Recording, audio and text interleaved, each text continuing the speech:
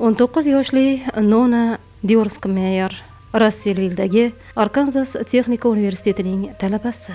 Ajoyib ovozi va barcha yigitlarning e'tiborini torta oladigan jozibali qomati bilan maqtana olardi. U o'zining iste'dodi va tashqi ko'rinishidan go'zallik tanlovlarida ishtirok etish uchun foydalanib, ularning bir nechtasida g'olib chiqqan. Lekin u oddiy go'zallik malikasi emasdi. U juda tortinchoq, hatto haddan tashqari tortinchoq edi. Lekin omma oldidagi chiqishlar uni mo'jizaviy tarzda o'zgartirib, o'ziga ishongan qizga aylantirdi. Nona hali maktabda o'qib yurganida Kevin Johnson bilan tanishgan. Yuqori sinflarda ular ajralmas bo'lib qolishadi va universitetga o'qishga kirgandan keyin ham hatto Kevin Russellvilledan bir necha soatlik yo'lda joylashgan boshqa o'quv yurtiga o'tgandan keyin ham uchrashishni davom ettirishadi. Kevinga o'z qizidan bunchalik uzoqda bo'lishi yoqmasdi va u dam olish kunlari uyga kelish imkoniyatini qo'ldan boy bermasdi. 2005-yil 15 dekabrda ham shunday bo'ldi. Juftlik o'tgan kechani birga o'tkazdi. Ertalab qiz unga mehrli xabar yubordi va Kevin kunduzi Nona o'zining so'nggi imtihonidan keyin yana u bilan bog'lanishini kutgandi. Ammo u qo'ng'iroq ham qilmadi, yozmadi ham.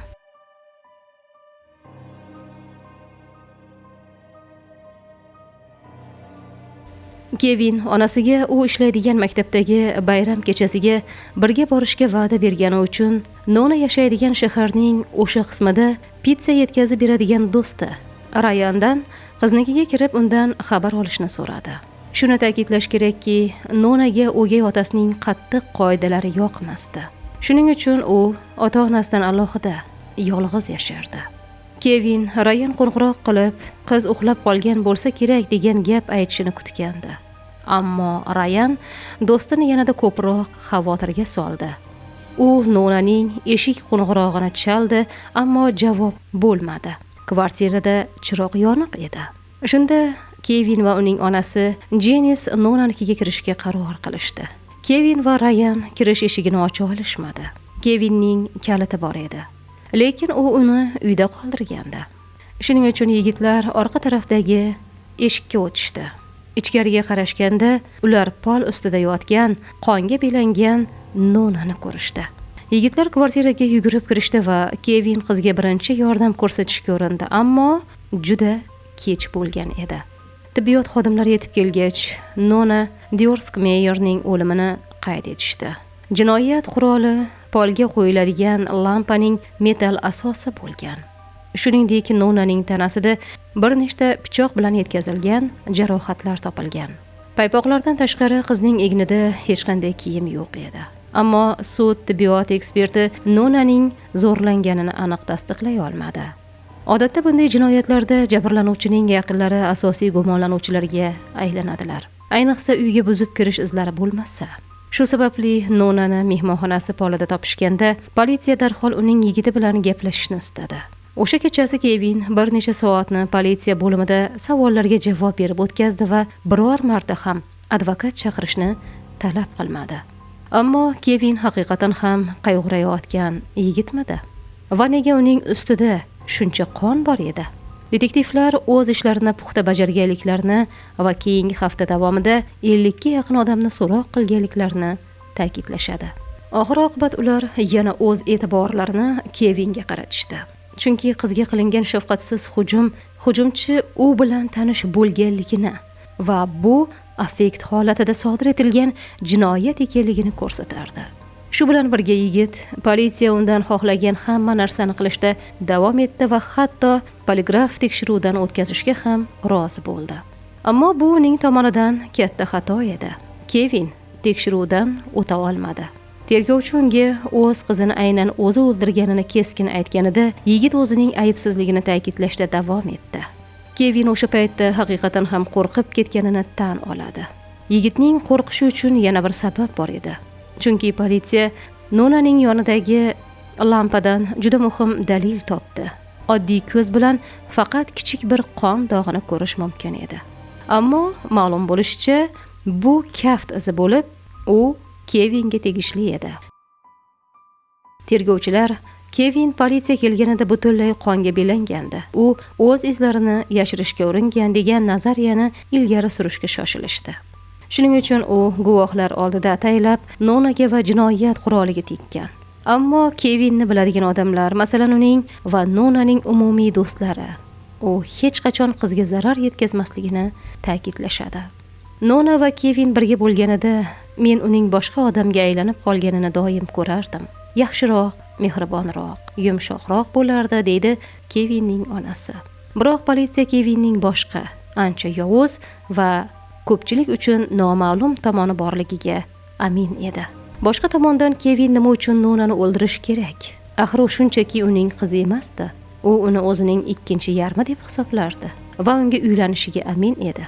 Tergovchilarning fikricha Kevin 15 dekabr kuni ertalab Nonanikiga kelib, kutilmagan bir narsani topgach g'azabga mingan. Kvartiradagi oshxona stolida bir moslama o'rami yotardi. Nonaning do'stlari bilan suhbatlashgandan so'ng politsiya Kevin boshqa universitetga o'tgandan keyin u vaqti bilan boshqa yigitlar bilan uchrashishni boshlaganini aniqladi. Bu yigitlarning hammasi so'roq qilindi va ularning sabablari tekshirilgach, gumonlanuvchilar ro'yxatidan chiqarildi. Endi detektivlar Kevin sevimli qizi unga sadoqat saqlamaganini kutilmaganda bilib qolib, uni o'ldirganiga shubha qilishmasdi. 2006-yil 31-martda Kevin Nonani o'ldirishda ayblanib hibsga olindi. Shundagina u o'z taqdiri 12 nafar notanish odam qo'lida bo'lishini va qolgan umrini qamoqda o'tkazishi mumkinligini to'liq anglab yetdi. Ayblovchilar Kevin ana shu moslama o'ramini topib, rashk xurujida Nonani o'ldirganini da'vo qilishdi. Bu o'ramni ko'rib Kevin go'yoki g'azablangan, pol lampasini ushlab qizga hujum qilgan. Kvartiradan chiqqach, u xavotirda ko'rinish uchun qizga qo'ng'iroq qilib xabarlar yozgan. U shuningdek kechgacha kutgan va 2 guvoh bilan jinoyat joyiga qaytib kelib, ularning ishtirokida jasadni topib olgan. Biroq Kevinning advokatlarida prokurorlarning barcha da'volariga javoblar bor edi. Birinchidan, mustaqil ekspert Kevinning poligraf tekshiruvida berilgan savollar uning tekshiruvdan o'ta olmasligini kafolatlash uchun ataylab buzib ko'rsatilganligini aniqladi. Ikkinchidan, himoya Kevinning lampadagi qonli kaft izining ahamiyatini rad etdi. Kevin ehtimol buni anglamagan holda vahima ichida Nonaga yordam berishga urinib, unga tegib ketgandir va bu vaziyatda qonning holati katta ahamiyatga ega edi. U topilganda nam bo'lganmi yoki quriganmidi? Agar qon qurigan bo'lsa, demak uning qurishiga vaqt o'tgan. Ya'ni Kevin Nonani politsiyaga qo'ng'iroq qilishdan bir necha soat oldin o'ldirib, iz qoldirgan. Ammo agar iz politsiya yetib kelgan paytda yangi bo'lsa, demak Kevin haqiqatni aytgan va u qizga politsiya raqamiga qo'ng'iroq qilishdan oldin birinchi yordam ko'rsatayotganda uni qoldirgan bo'lishi mumkin. Va bu yerda politsiya ishlatgan so'zlar juda muhim. Detektivlar va ayblovchilar qonning holatini yopishqoq deb ta'riflashgan. Bu esa ayblov eksperti uchun katta muammo tug'dirdi. Chunki bu uning izi lampaga qotillik paytida tushganligi haqidagi nazariyani rad etardi. Himoya tomoniga Russellville politsiyachilari va kriminalistlari bebaho yordam ko'rsatishdi. Ular jinoyat joyiga kelgan paytdan boshlab o'z ishlarini e'tiborsizlik bilan bajargan edilar. Kriminalistlar faqat Nonaning jasadi yonidan barmoq izlarini olishgan, kirish eshigi va pardalardagi qonga e'tibor berishmagandi. Agar kvartiraning bir eshigi qulflangan bo'lsa, orqa eshik ochiq edi. Bu qotil aynan shu yo'l bilan qochib ketganini ko'rsatardi. Shu bilan birga orqa eshikda barmoq izlari bor yoki yo'qligi tekshirilmagan. Qotil kvartiradan orqa eshik orqali chiqib ketayotib, oshxona polidan o'tishi kerak bo'lganiga qaramay, poyabzal izlarini ham hech kim qidirmagan. Ayblovchilar politsiya tomonidan yo'l qo'yilgan xatolarni tan olishsa-da, ular baribir bo'sh moslama o'rami Kevin Jonsonga qarshi muhim dalil deb hisoblashardi. Go'yoki o'ramni ko'rib va qizi boshqa yigit bilan bo'lgan deb o'ylab, Kevin Nonani o'ldirgan. Va advokatlar yana tayyor edilar. Ular Kevin o'sha o'ramni hech qachon ko'rmaganini da'vo qilishdi. Chunki aks holda u uni ushlab, ustida o'z barmoq izlarini qoldirgan bo'lardi. Politsiya o'ramda barmoq izlari bor yo'qligini tekshirgan, ammo undan DNK qidirmagan. Gap shundaki, laboratoriyada ularga agar barmoq izlari tekshiruvi o'tkazilsa, DNK yo'q qilinishi mumkinligini aytishgan. Agar DNKni tekshirishsa, barmoq izlari yo'qoladi. Barmoq izlari topilmadi, ammo o'ramda baribir DNK zarrasi borligi ma'lum bo'ldi va uni Kevinning advokatlari topishdi. DNK erkakniki edi, lekin u Kevinga tegishli emas. Advokatlar shuningdek qizning telefoniga e'tibor qaratishdi. Ular Nona o'limi kunida kim bilan bog'langanligini bilish uchun telefonni ko'zdan kechirishni xohlashdi va bu bilan ish bo'yicha bosh tergovchini juda uyaltirishdi. U qizning telefonini uning o'gay otasi Doyn Daypertga berganini tan olishga majbur bo'ldi. Tergov avjida Nonaning o'gay otasiga telefon qaytarib berilgani g'alati edi. Ammo Doynga telefon nima uchun kerak bo'lgani yanada g'alatiroq bo'lib chiqdi. U uni Nonadan xotira sifatida saqlamoqchi emasdi. Erkak o'zining juda ziqna ekanligini, shuning uchun telefondagi barcha xizmatlar faollashtirilgan va undan hali ham foydalanish mumkin bo'lgani uchun o'gay qizining barcha kontaktlarini o'chirib, o'zinikini kiritganini aytdi. Sud hay'ati himoya tomoniga og'dirgan so'nggi dalil Kevinning buvisining ko'rsatmasi bo'ldi. U o'sha kuni ertalab soat 11:30 da uni yoqilg'i quyish shoxobchasida uchratganini aytib berdi.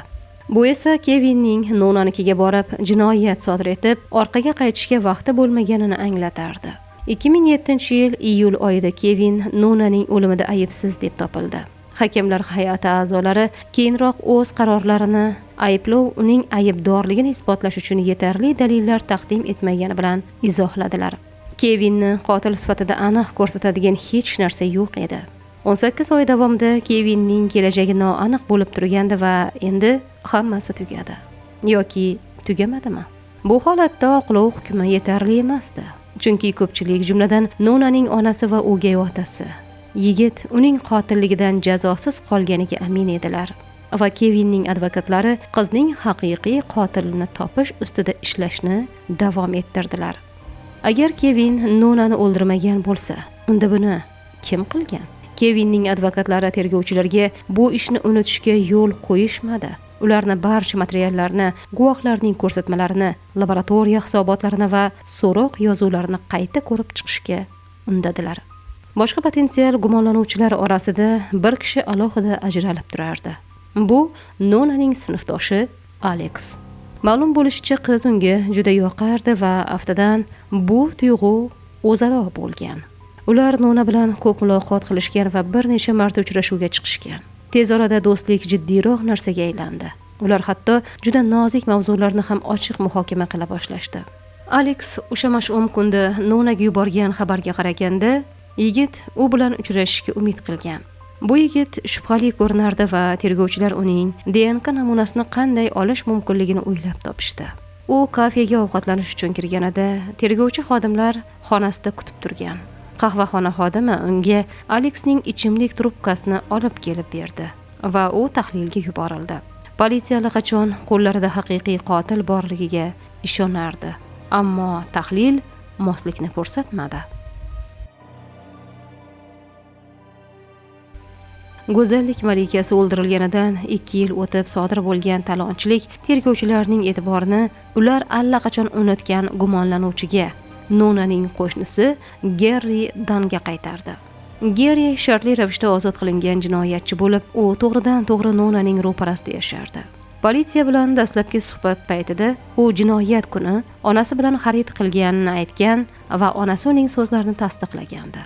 Bundan tashqari Kevin poligraf tekshiruvidan o'ta olmagan bo'lsa, Gerri uni muvaffaqiyatli topshirgan. 2007-yilda Gerri talonchilik uchun hibsga olinganidan so'ng Kevinning advokatlari tergovchilardan uning DNKsini o'ramdan topilgan DNK bilan solishtirishni so'rashdi. Tahlil qisman moslikni ko'rsatdi. Politsiya Gerrini qayta so'roq qilganida u yana 2005-yil 15-dekabrda boshqa joyda bo'lganini aytdi. Gerri va uning onasi hatto tergovchilarga ular sotib olgan mahsulotlarni va borgan do'konlarni ham aytishdi. Biroq tergovchilar ularning so'zlarini qayta tekshirishganda ma'lum bo'lishicha, mahsulotlar 15-dekabrda emas, 13-dekabrda sotib olingan ekan. Detektivlar Gerrining sobiq xotini bilan suhbatlashishdi va u sobiq eri unga nisbatan tez-tez tajovuzkorlik ko'rsatganini aytib berdi. Qo'shnisining o'ldirilishidan bir necha hafta oldin esa u erini tun yarmida Nonaning uyi yaqinida yashirinib, uyining yotoqxonasi derazasidan mo'ralayotganini ko'rib qolgan. Yangi prokuror DNK va soxta sabab Gerri Danni Nonani o'ldirishda ayblash uchun yetarli deb qaror qildi. Sud 2010-yil aprel oyida boshlandi. Yangi ayblovchilar jamoasi yana bu affekt holatida sodir etilgan jinoyat ekanligini ta'kidladi. Faqat endi ayblanuvchi Gerri Dan edi. Uni prokurorlar jozibali qizga ko'z olaytirgan tajovuzkor yirtqich sifatida tasvirlashdi. Ayblov tomoni Danni Nonaning mushuklaridan birini ko'chadan topib, mehribon qo'shni niqobi ostida uni ichkariga kiritishga ko'ndirgan deb taxmin qildi. Shundan so'ng u qizga hujum qilgan. U o'zi bilan moslama o'ramini olib kelgan. Keyin undan qutulgan, lekin o'ramni unutib qoldirgan. To'g'ri, sud tibbiyot eksperti zo'ravonlikning aniq izlarini topmagani sababli ayblovchilar u o'z niyatini amalga oshira olmaganini da'vo qilishmadi. O'z navbatida Gerrining advokatlari haqiqiy qotil Kevin Jonson bo'lganini da'vo qilishdi. Qizig'i shundaki, Gerri Danning himoyachilari Kevin ustidan bo'lgan sudda ayblovchilar ishlatgan xuddi shu dalildan foydalanishdi. Kevin Nonaning xiyonat haqida bilib qolgan va bunga tasdiq topgach, uni affekt holatida o'ldirgan. Bundan tashqari ular o'ramdagi DNK Gerrining DNKsiga faqat qismangina mos kelganini va minglab boshqa odamlarning DNKsiga ham qisman mos kelishi mumkinligini ta'kidladilar. Advokatlar ikkinchi ehtimoliy qotilni shu qadar muvaffaqiyatli ko'rsatishdiki, hakamlar boshi berk ko'chaga kirib qolishdi va bir ovozdan qaror qabul qila olishmadi. Ammo bu prokurorlarni to'xtatmadi va ular Gerrini qayta ayblashdi. Prokurorlar bu safar hammasi boshqacha bo'lishiga ishonishardi. Chunki ularga qizning do'pposlanishi haqida gapirishga ruxsat berishdi. Bu esa hayratlanarli darajada. 2002-yilda Nonaning o'ldirilishidan 3 yil avval Gerri Kelli Jo Harris xilvat yo'lda yugurayotganda unga hujum qilgan. U ayolga orqadan yugurib kelib, uzun shox bilan urib yiqitgan. Gerri uni yerga bosib o'ldirish bilan tahdid qilgan. Lekin Kelli qutulib, yordam chaqirishga muvaffaq bo'lgan. Politsiya yetib kelganida Gerrini suvda yashirinib turgan holda topgan.